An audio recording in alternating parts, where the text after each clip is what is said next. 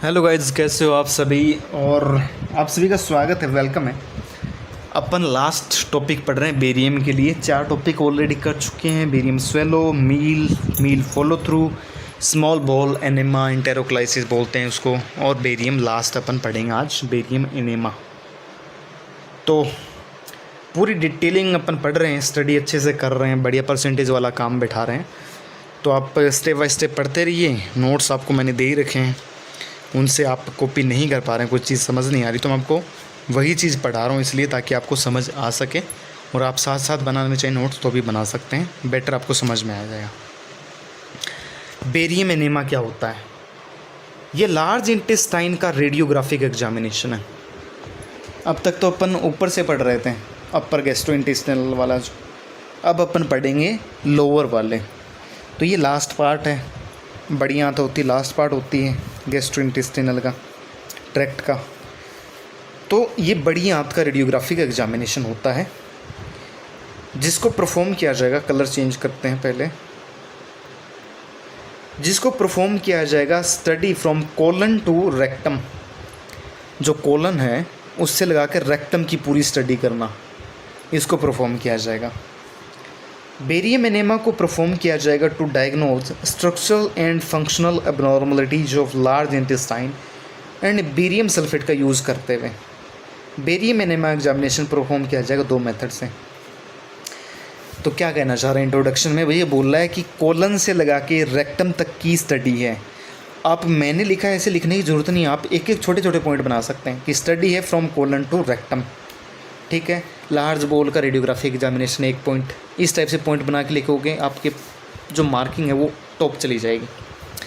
Barium enema को perform किया जाएगा to diagnose structural and functional abnormality. ये लाइन सबसे कॉमन रहती है हर प्रोसीजर में, कि स्ट्रक्चरल एंड फंक्शनल एबनॉर्मलिटीज फलानी चीज़ की।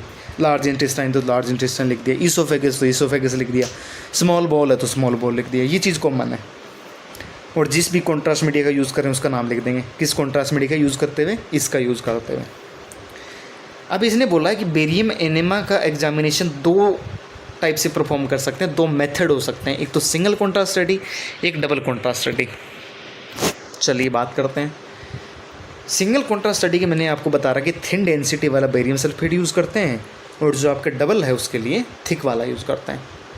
स्ट्रक्चरल एंड फंक्शनल एबनॉर्मलिटी को इवेल्युएट करने के लिए परफॉर्म करी जाएगी सिंगल कॉन्ट्रास्ट स्टडी, और डबल कॉन्ट्रास्ट स्टडी है वो म्यूकोसल डिटेल को इवेल्युएट करने के लिए परफॉर्म करी जाएगी। जो म्यूकोसल डिटेल है, म्यूकोसा की डिटेलिंग करने के लिए, याद है ना आपको पीछे वाले चैप्टर में ये सेम चीज़, तो वही है, म्यूकोसा की डिटेल स्टडी करनी है तो डबल कॉन्ट्रास्ट करोगे, नहीं तो सिंगल कॉन्ट्रास्ट कर लो। अब बड़ी आंत की एनाटॉमी के बारे में पढ़ते हैं कि बड़ी आंत की एनाटॉमी कैसे होती है। Large intestine water and electrolyte absorb करते हैं। इलेक्ट्रोलाइट का मतलब सोडियम, पोटेशियम, मैग्नीशियम, कैल्शियम, ये सारे आयन की बात कर रहा है, ये इलेक्ट्रोलाइट्स होते हैं। और पानी, ये काम करती है बड़ी आंत, क्योंकि जो मेन न्यूट्रिशन है, प्रोटीन, फैट, ये सब तो छोटी आंत कर लेती हैं। बड़ी आंत का काम ये है, इलेक्ट्रोलाइट्स और पानी का अब्जॉर्प्शन करना। वो आपको बताया था मैंने, 20 फीट लॉन्ग थी, ये 5 फीट लंबी होती है सिर्फ। लार्ज इंटेस्टाइन स्टार्ट होगी फ्रॉम सीकम, याद है ना आपको सीकम, इलियोसिकल जॉइंट था जहाँ पे छोटी आंत का लास्ट पार्ट और जो बड़ी आंत का फर्स्ट पार्ट मिल रहा था। तो ये सीकम से स्टार्ट हो रही बड़ी आंत, जहाँ से स्मॉल इंटेस्टाइन कनेक्ट होगी। देखो ये बात बोलते हैं ना इसने, जहाँ से छोटी आंत जुड़ी होती है वहाँ से स्टार्ट होता है। लार्ज इंटेस्टाइन को डिवाइड किया जाएगा इंटू सीकम, कोलन, रेक्टम और एनल कनाल।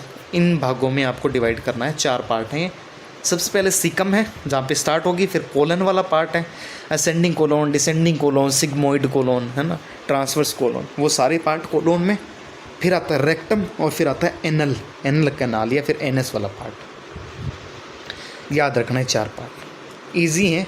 सीकम से स्टार्ट होता है, कोलोन से आपको चारों वाले कोलन याद आ जाएंगे, और ये रेक्टम आ जाएगा, है ना, असेंडिंग डिसेंडिंग कोलोन जो भी। तो सबसे पहले आता है असेंडिंग कोलोन, क्योंकि ये इंपॉर्टेंट पार्ट है। असेंडिंग, ट्रांसफर, डिसेंडिंग वो सब सिग्मोइड वाला इंपॉर्टेंट है। असेंडिंग कोलोन की बात करते हैं। सीकम एंड ट्रांसवर्स कोलोन के बीच में प्रेजेंट होता है।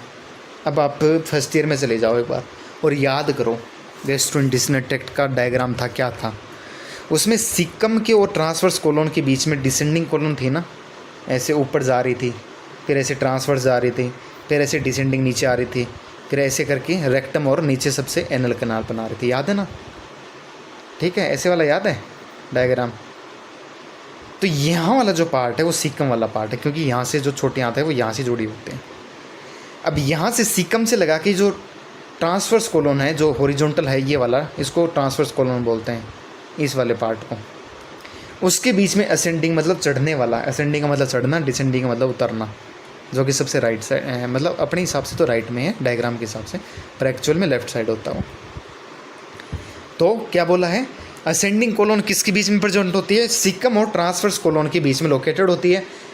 अपवर्ड मतलब ऊपर की तरफ पास होगी, toward the surface of the liver and bend होगी।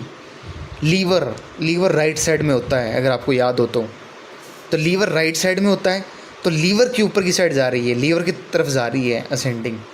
तो असेंडिंग किस साइड है? राइट साइड है, याद रखना। और हिपेटिक फ्लेक्सर फॉर्म करती है एंड ट्रांसवर्स कोलोन बन आएगी आगे। क्या कहना चाह रहा है? ये ऐसा कह रहा है कि यहाँ तक तो लीवर था, ऊपर चढ़ी, और यहाँ से फ्लेक्सर मतलब मोड़ लेके ट्रांसवर्स कोलोन में कन्वर्ट हो गई। तो ये तो बोलना चाह रहा है, यहाँ पे हिपेटिक है ना, लीवर है यहाँ पे, हिपेटिक फ्लेक्सर बोलते हैं उसको। तो यहाँ से फ्लेक्सर मार के ट्रांसवर्स कोलोन में चेंज होगी, सिंपल। फिर आता ट्रांसवर्स कोलोन, अब बीच वाले पार्ट की बात करता है। ये बिगोन होगा फ्रॉम हिपेटिक फ्लेक्सर। अब जो हिपेटिक फ्लेक्सर यहाँ से लिखा हुआ देखो, हिपेटिक का मतलब क्या होता है? लीवर को तो हिपेटिक बोलते हैं। तो हिपेटिक फ्लेक्सर से स्टार्ट होगी और स्प्लेनिक फ्लेक्सर तक जाएगी। अब स्प्लेनिक फ्लेक्सर कहाँ पे आएगा? आपको याद हो स्प्लीन कहाँ होता है? अरे यार, ये मैं उल्टा क्यों बना रहा हूँ इसका डायग्राम, मेरे को ये समझ नहीं आ रहा। ऐसे जे से बनाना होता ना। ये आपका है पेट, स्टमक, इसके नीचे आपका होता है स्प्लीन, याद है ना? पेनिक्रियाटिक के पास में स्प्लीन होता है, तो उसी का नाम ले रहा है ये स्प्लेनिक फ्लेक्सर। उसका कहने का मतलब यही है ना? यहाँ तक जाएगी ट्रांसवर्स कोलोन, यहाँ पे राइट साइड में हिपेटिक फ्लेक्सर है, लेफ्ट साइड में स्प्लेनिक फ्लेक्सर है। तो उसी की बात करा कि स्प्लेनिक फ्लेक्सर तक जाएगी, जहाँ पर वो बेंड होगी मतलब मोड़ेगी और कंटिन्यूस होगी डिसेंडिंग कोलोन। डिसेंडिंग का मतलब नीचे उतरता हुआ, स्प्लीन से नीचे उतर गई अभी आंत, और फिर ऐसे मोड़ खा जाएगी, यहाँ से रेक्टम बना के एनल कैनाल बना देगी। ठीक है, अब आता डिसेंडिंग कोलोन, जो नीचे वाला गिरेगा वो। ये लोकेटेड होगी बिटवीन स्प्लेनिक फ्लेक्सर, क्या कर दिया, between splenic flexure and sigmoid colon के बीच में आगे सिग्मोइड कोलोन में कंटिन्यू होगी। तो ये कहाँ कंटिन्यू होगी? Splenic flexure and sigmoid colon के बीच में यहाँ पे प्रेजेंट होती है और आगे सिग्मोइड कोलोन में बनाती है। अब आता है सिग्मोइड कोलन। क्या होता है सिग्मोइड कोलन? देखो, एस शेप का होता है, एस शेप का, लोकेटेड होगी बिटवीन डिसेंडिंग कोलोन और रेक्टम के बीच में।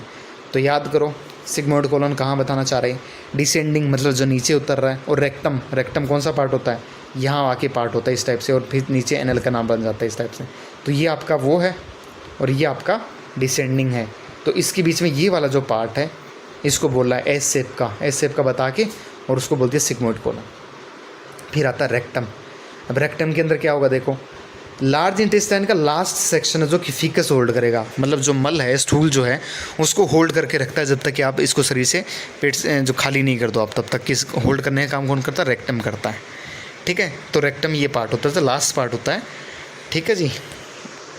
अब डायग्राम देख लो आप पूरा थका के, तो आपको मैं समझाता हूँ पहले, उसके बाद समझना आप। जो पॉइंट देखेंगे बाद में देखेंगे। ये जो जॉइंट है उसको बोलते हैं इलियोसिकल जॉइंट। वॉल्व देखो ये रखा ना, इलियोसिकल वाल्व, तो ये वाल्व लगा हुआ है, ये जॉइंट करके यहाँ से। और ये बड़ी आंत का पहला पार्ट है सीकम। ठीक है, ये सीकम पहला पार्ट। अपेंडिक्स सुना अपना? अपेंडिक्स का ऑपरेशन होता है, उसके अंदर बैक्टीरिया होते हैं जो ज़रूरी होते हैं ह्यूमन बॉडी के लिए। तो बैक्टीरिया प्रेजेंट रहते हैं, बाकी उसका कोई काम नहीं होता, और बैक्टीरिया इंपॉर्टेंट होता है। तो अपेंडिक्स ये छोटा सा लटका हुआ सा भाग होता है। अब देखो सेकंड पार्ट है असेंडिंग कोलन। किसको बोल रहा है? जो ऊपर जा रही है उसको असेंडिंग कोलन बोल रहा है। ठीक है, ये कोली फ्लेक्सर बोल रहा है, इसको हिपेटिक फ्लेक्सर ही बोलते हैं। ये कोना जो होता है ना, कोने वाला पार्ट, क्योंकि यहाँ पे ऊपर लीवर होता है। कट कर देता हूँ पूरे को मैं। यहाँ पे होता है लीवर। अरे यार ये क्या हो रहा है यार, यहाँ पे होता है लीवर आपका, राइट साइड है ये, ध्यान रखना। और यहाँ पे होता है आपका स्टमक, पेट यहाँ पे होता है, और उसके नीचे स्प्लीन होता है यहाँ पे। ठीक है, तो आप समझो इसको, ये लेफ्ट साइड है और ये राइट साइड है। तो इसको बोलते हैं राइट हिपेटिक फ्लेक्सर, या फिर हिपेटिक फ्लेक्सर बोल सकते हैं। इसको कट करना पड़ेगा। यहाँ पे लिखे थे ट्रांसवर्स कोलन, तो ये जा रही है ना हॉरिजॉन्टल वाली, इसको ट्रांसवर्स कोलन बोलते हैं, और ये इसके सेगमेंट है छोटे छोटे। लेफ्ट कोलिक फ्लेक्सर मतलब स्प्लेनिक फ्लेक्सर भी बोलते हैं। उसके बाद में आता है डिसेंडिंग कोलन। ये देखो ये डिसेंडिंग कोलन है, ये जो नीचे जा रहा है यहाँ से डिसेंडिंग कोलन यहाँ तक। फिर ये जो एस शेप में, यहाँ से एस शेप तो मेरे को कहीं से दिखता नहीं है, पर फिर भी इसने जैसे ही मोड़ लिया इसको एस शेप को सिग्मोइड कोलन बोला इसने। और ये है रेक्टम प्लस सिग्मोइड का जंक्शन, इसलिए बोला रेक्टो सिग्मोइड जंक्शन, क्योंकि यहाँ पे क्या होता है रेक्टम होता है, यहाँ पे ये रेक्टम है। तो रेक्टम आपका जो मल है फीकस है उसको होल्ड करता है। और लास्ट में देखो रेक्टम करके इसने एनएस लिख दिया। एनएस सबसे लास्ट पार्ट है जहाँ से अपनी बॉडी है वो मल को बाहर निकाल देगी। ये डायग्राम लार्ज इंटेस्टाइन का एनाटॉमी अगर आप लिखोगे तो साथ में बनाओगे तो अच्छे मार्क्स मिल सकता है। अब किन किन कंडीशन के अंदर ये किया जाता है आपका बेरियम एनेमा, उसके बारे में बात करते हैं। इंडिकेशन, सस्पेक्टेड मास, वही ट्यूमर है, पोलिप्स है, लेजाइन है लार्ज इंटेस्टाइन। बड़ी आंत के अंदर कोई मास है, पोलिप्स है, ट्यूमर है, कार्सिनोमा जिसको बोलते हैं, उस कंडीशन के अंदर आपको करना पड़ेगा, इंडिकेशन है। डाइवर्टिकुलोसिस, याद है डाइवर्टिकुलोसिस क्या था, डाइवर्टिकुलम क्या था? जब ये जो आंत थी आपकी, चलो ऊपर डायग्राम का यूज़ कर लेते हैं अपन जो है आपके पास में, इसके बाहर छोटे छोटे दाने से दाने ऐसे आउट सेक से नहीं निकले थे, छोटी पाउच सी पाउच चारों तरफ, उसको बोलते हैं diverticulum. Change in bowel habit, moment, आंत एक नॉर्मल मोमेंट करती है, आपको पता है पेरास्टाल्सिस मोमेंट करते रहते हैं पूरे के पूरे ऑर्गन जितने भी जीआईटी में हैं, वो थोड़ी थोड़ी मूवमेंट करते हैं ताकि खाना आगे चलता रहे, एक जगह पे रुके नहीं। अगर वो मूवमेंट चेंज हो जाए, कम ज़्यादा हो जाए, बहुत तेज़ भी हो जाए, है ना, आंत बहुत तेज़ी से चल रही है, उस कंडीशन के अंदर भी करना पड़ेगा। एब्डोमिनल पेन है, बहुत ज़्यादा पेन है, या फिर एब्डोमिनल पेन नॉर्मल है तो भी करना पड़ेगा। क्रोनिक अगर किसी को डायरिया हो रहा है, पेट दर्द टाइप की कंडीशन होती है डायरिया के अंदर, तो वो अगर किसी को हो रहा है तो भी आपको इंडिकेशन में शामिल करेंगे। वेट लॉस किसी का हो रहा है ना, तो भी करना पड़ेगा। रेक्टम, रेक्टम से अगर खून आ रहा है किसी को, है ना, टट्टी के साथ में किसी को खून निकला तो पता चल जाता है कि रेक्टम से खून आ रहा है, उस कंडीशन के अंदर करना पड़ेगा। पार्शियल ऑब्स्ट्रक्शन, पार्शियल ऑब्स्ट्रक्शन में क्या होता है, अगर थोड़ी बहुत रुकावट है बड़ी आंत के अंदर तो उस कंडीशन में आप कर सकते हैं। कंप्लीट अगर रुका हुआ है तो नहीं करना, ये कॉन्ट्राइंडिकेशन में आता है। पार्शियल का मतलब होता है थोड़ा बहुत अगर है तो कर सकते हो। मेलेना, मेलेना का मतलब क्या होता है, ब्लैक ब्लडी स्टूल, काले रंग का और उसके अंदर खून अगर है टट्टी के अंदर, मल के अंदर, उसको बोलते हैं ब्लैक ब्लडी स्टूल, मेलेना। उस कंडीशन के अंदर भी बेरियम एनेमा किया जाता है। क्योंकि हो सकता है कि इंटेस्टाइन के अल्सर वगैरह हो जाएं या फिर कोई इन्फेक्शन हो रखा हो जिसकी वजह से खून आ रहा है साथ में, तो इसलिए करना पड़ता है। लार्ज इंटेस्टाइन वोल्वस, वोल्वस में ट्विस्टेड इंटेस्टाइन लूप, ट्विस्टेड का मतलब समझते हो, मतलब जैसे एक तो ये है आपकी शेप, है ना, इंटेस्टाइन की ये शेप है, अगर ये कहीं से टेढ़ी मेढ़ी ऐसे हो जाए ट्विस्टेड बड़ी आंत की, उसको बोलते हैं ट्विस्टेड। इतने सारे इंडिकेशन हैं बेरियम एनेमा के, वापस पढ़ा देता हूँ एक बार। सस्पेक्टेड मास पोलिप्स लेजाइन हो सकता है, डाइवर्टिकुलोसिस हो सकता है, बाउल के अंदर चेंज हो सकता है हैबिट के अंदर, एब्डोमेन के अंदर पेन हो सकता है, क्रोनिक डायरिया, बहुत तेज़ भयंकर डायरिया हो सकता है, वेट लॉस हो सकता है, ब्लीडिंग हो सकती है रेक्टम से, पार्शियल ऑब्स्ट्रक्शन हो सकता है, मिलेना ब्लैक ब्लडी स्टूल हो सकता है, और लार्ज इंटेस्टाइन का वोल्वस हो सकता है। कॉन्ट्राइंडिकेशन, किस कंडीशन में नहीं करना है, प्रोसीजर उसके बारे में बात करते हैं। ब्लीडिंग पाइल्स, अगर किसी को खूनी बवासीर है, पाइल्स है, उस कंडीशन में नहीं करना, क्योंकि रेक्टम के अंदर आप कुछ ना कुछ डालने वाले हो, एक ट्यूब डालोगे, अब ट्यूब की ट्यूब है वो क्या कर सकते हैं, ट्रॉमा कर सकती है। अगर ब्लीडिंग पाइल्स है तो इस कंडीशन में नहीं करना आपको। रीसेंट अगर बायोप्सी हो रखी है, जितने भी जीआईटी के अपन देखें पीछे, उनमें सब में एक कॉमन कॉन्ट्राइंडिकेशन है रीसेंट बायोप्सी जीआईटी की, तो याद रख लें सबके लिए। इनकम्प्लीट बाउल प्रिपरेशन, किसी का पेट सही से साफ़ नहीं है, गैस वगैरह पड़ी है तो नहीं करना। सस्पेक्टेड फिस्टुला, दो ऑर्गन के बीच में जॉइंट बन जाना, है ना, फिर उससे कुछ भी आदान प्रदान हो सकता है, ब्लड फ्लूइड जो भी आ जा सकता है। तो फिस्टुला अगर है किसी को बड़ी आंत के साथ में किसी और चीज़ का, ब्लैडर का हो सकता है, तो भी नहीं करना है। सस्पेक्टेड परफोरेशन, कोई छेद हो रखा है इसमें बड़ी आंत के अंदर, तो भी नहीं करना है। सस्पेक्टेड प्रेगनेंसी है, ये तो पता ही कॉमन है। कंप्लीट बाउल ऑब्स्ट्रक्शन है, मतलब पूरी की पूरी आंत रुकी हुई है, जाम पड़ी हुई है, उस कंडीशन में भी नहीं करना है। Incomplete bowel profession, recent barium meal, अगर रीसेंट में बेरियम मील एग्जामिनेशन हो रखा है तो भी आपको नहीं करना है, ठीक है। इम्पोर्टेंट है ये वाला बेरियम मील वाला, इस कंडीशन में नहीं करना है, कॉन्ट्राइंडिकेशन। अब अगर परफोरेशन सस्पेक्टेड है, परफोरेशन का मतलब छेद वगैरह है आंत के अंदर, और जहाँ पे बेरियम कॉन्ट्राइंडिकेशन है, कॉन्ट्राइंडिकेटेड है, तो non water soluble contrast media का यूज़ करेंगे और सलाइन का साथ में यूज़ करेंगे। 1:3, 1:3। 1:3 का मतलब पता है, 1 ml अगर आप कॉन्ट्रास्ट मीडिया ले रहे हो तो उसके रेशियो में 3 ml आपको सलाइन लेना पड़ेगा, जो NS होता है वो लेना पड़ेगा, उसको बोलते हैं 1:3। तो लगभग में यही कंडीशन 1:3। आपको एक चीज़ मैं अभी बताना चाहता हूँ, वाइवा के अंदर बहुत इंपॉर्टेंट क्वेश्चन है। एग्जामिनर कई बार आपसे ये पूछ लेता है कि आप कर रहे हो IVP, इंट्रावेनस पाइलोग्राफी, बहुत कॉमन क्वेश्चन है। तो बोलेगा कि 70 साल का पेशेंट है तो कितना कॉन्ट्रास्ट मीडिया आप दोगे, तो आप बोल दोगे कि भाई सर 70 ml दे देंगे ML, क्योंकि आप एक चीज़ पढ़ते हो उसके अंदर कि 1 ml पर kg, ये सा रूल है।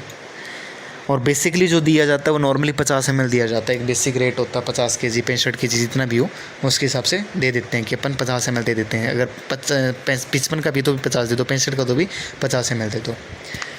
तो 50 ml तो लिया आपने कॉन्ट्रास्ट मीडिया, और 150 ml उसके अंदर मिलाओगे सलाइन, तब जाके वो रेशियो कंप्लीट होगा। तो टोटल 200 ml देने वाले हो आप, अब समझो। तो एग्जामिनर आपको कंफ्यूज कर देगा कि बेटा ऐसे तो हो ही नहीं पाएगा, पहुंच ही नहीं पाएगा वहाँ तक, तो 50 ml में कैसे करोगे, आप तो कर ही नहीं सकते।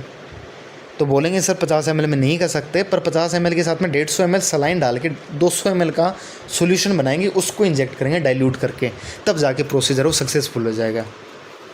यही तो चीज़ होती है। तो ये चीज़ आपको बतानी पड़ती है, इसलिए बार बार बोलता है 1:3, 1:3, 1:3। तो ध्यान रखना इस चीज़ का। तो इसने क्या बोला कि परफोरेशन सस्पेक्टेड है, छेद है, तो और जहाँ पे बेरियम कॉन्ट्राइंडिकेशन है, जहाँ पे बेरियम यूज़ नहीं कर सकते कॉन्ट्रास्ट मीडिया ग्रुप में, वहाँ पे नॉन आयनिक वाटर सोल्युबल, पानी में घुलनशील जो non ionic water soluble iodinated contrast media है उसका यूज़ करेंगे। और कौन सा था वो, गैस्ट्रोग्राफिन। याद रख लेना, GIT के अंदर नॉन आयनिक वाटर सोल्युबल का जहाँ भी नाम आ जाए और जहाँ पे बेरियम कॉन्ट्राइंडिकेशन हो, वहाँ पे गैस्ट्रोग्राफिन का नाम आपको रट लेना है। वैज्ञानिक नाम होता है सोडियम अमाइडो ट्राइजोएट, आप तो गैस्ट्रोग्राफिन की इस नाम से याद रख लेना, वो आपको याद रखना है। सोडियम मैग्लोमाइनाइन, ठीक है, ओके। उसके बाद में है इक्विपमेंट। अब इक्विपमेंट में क्या क्या यूज़ करेंगे वो देखो।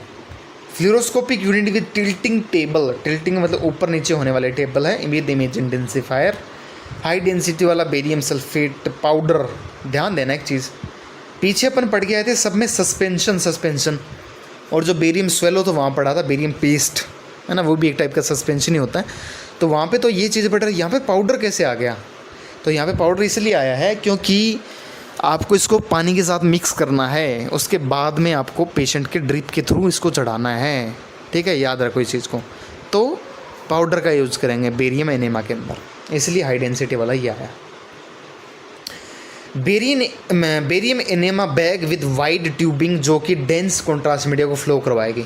वाइड ट्यूबिंग का मतलब समझ रहे हो, जो चौड़ी हो, है ना, जिसका जो डायमीटर वो ज़्यादा होना चाहिए, है ना, ताकि जो कॉन्ट्रास्ट मीडिया आपने डेंस बनाया है, जिसकी डेंसिटी ज़्यादा है, उसको आसानी से फ्लो करवा सके, रेक्टम के अंदर डाल सकें, पूरी आंत भर सकें फिर उससे, इसलिए बोल रहा है बेरियम एनेमा बैग लेना आपको। उसके बाद में लुब्रिकेटिंग जेली 2 चीज़ों का काम करेगी। तो लुब्रिकेशन का काम करेगी ताकि रेक्टम के अंदर जो आप ट्यूब डाल रहे हैं वो आसानी से चली जाए। इसके अलावा एनेस्थीसिया का भी काम करेगी, जिससे दर्द नहीं हो पेशेंट को। तो दोनों चीज़ काम करेंगी। फिर आता ड्रिप स्टैंड। ड्रिप स्टैंड नहीं देखा तो पेशेंट केयर क्या करने पड़ जाते फिर मेरे से। ड्रिप स्टैंड, वही ड्रिप स्टैंड जहाँ से ड्रिप लटकाई जाती है, पेशेंट के बेड के पास में खड़ा कर देते हैं और यहाँ पे कोई बैग से लटका देंगे जिसके अंदर सॉल्यूशन होगा, वो पेशेंट को ड्रिप चढ़ा देंगे, वही है drip stand. Pneumatic bulb to inflate the air. Pneumatic bulb क्या होता है भाई, ये आपकी एक है ट्यूब जो कि आप रेक्टम में डालने वाले हो, और इसके साथ में जो वाइड ट्यूब है वो जुड़ी हुई है, ठीक है। इस टाइप से ट्यूब थी। अब इस ट्यूब के दोनों साइड में एक छोटे छोटे से ऐसे बल्ब से लगे होते हैं, बलून टाइप से लगे होते हैं, ठीक है।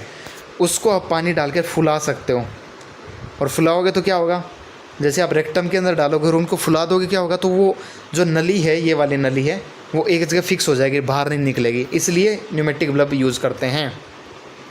सॉरी गड़बड़ कर दी, न्यूमेटिक बल्ब में गड़बड़ कर दी मैंने, माफ़ी चाहता हूँ। वो था बल्ब, न्यूमेटिक बल्ब नहीं था, वो था बलून, जो इन्फ्लेटिंग बलून। सॉरी, यहाँ पे गड़बड़ करी है मैंने, पूरा गलत बता दिया।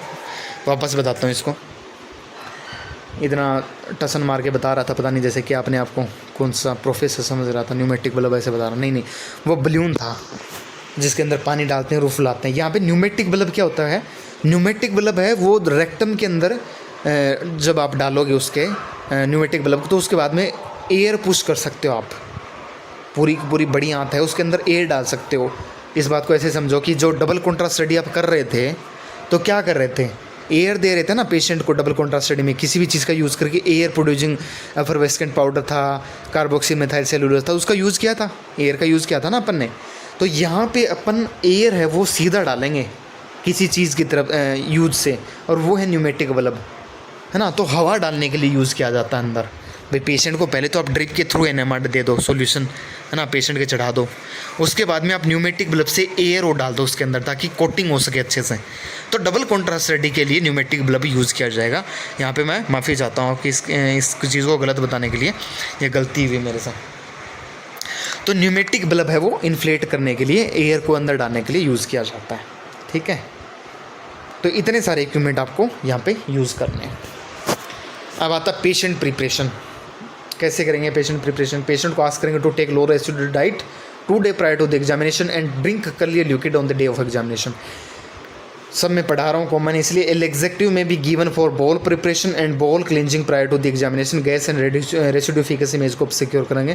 भाई एग्जेक्टिव जो बिसाकोडाइल है वो देनी है ना, बाउल प्रिपरेशन के लिए, बाउल क्लिनजिंग के लिए। पिछले प्रोसीजर में आपको ये चीज़ें मैं पढ़ा चुका हूँ, सेम टू सेम रिपीट करेगा ये बार बार। फास्टिंग एम्प्लॉयड करी जाए 4 to 6 hour prior to the examination, है ना। मिडनाइट के बाद कुछ नहीं खाना पीना, रात में, आधी रात के बाद में। वुमेन अपनी पॉसिबिलिटी प्रेगनेंसी को इन्फॉर्म करेगी। पेशेंट को इंस्ट्रक्ट करेंगे रिमूव ऑल मेटेलिक ऑब्जेक्ट, जितने भी ज्वेलरी वगैरह निकलवा देंगे। पेशेंट को इंस्ट्रक्ट करेंगे स्मोकिंग नहीं करेगा, च्युइंगम नहीं करेगा वो, है ना। म्यूकोसा की प्रॉपर कोटिंग होने से प्रिवेंट करेगा, मतलब बचा लेगा, उसको नहीं होने देगा तो बेरियम सल्फेट को। तो इस वजह से कुल मिला के ये सब करना अपने को पेशेंट प्रिपरेशन में। फिर आता प्रोसीजर, इंपॉर्टेंट पार्ट अपना। तो प्रोसीजर में कैसे होता, देखो। एग्जामिनेशन के दिन में टेक्नोलॉजिस्ट होल प्रोसीजर को डिस्क्राइब करेगा